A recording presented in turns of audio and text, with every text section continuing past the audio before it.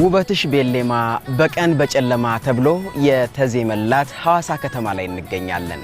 ከተማዋ በተለይ በምሽት እንዲህ ውበቷ ይጎመራል።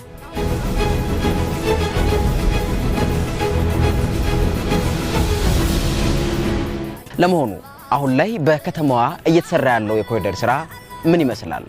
የከተማ አስተዳደሩ ከንቲባ አቶ ጥራቱ በየነ ሊያስጎበኙን ዝግጅታቸውን አጠናቀዋል። በቀጥታ ወደ እሳቸው እናመራለን።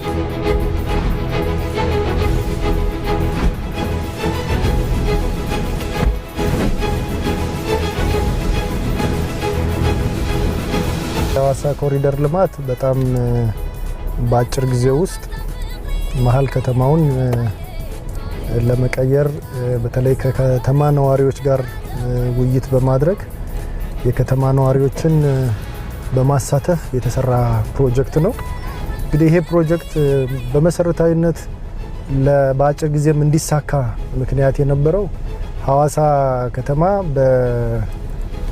ቀደም ብሎም ቢሆን ጥሩና ምቹ ከተማ የነበረ በፕላን የተሰራ ከተማ የነበረ በብዙ የከተሞች ፎረሞች ውድድር ደግሞ አንደኛ የነበረች ከተማ ናት።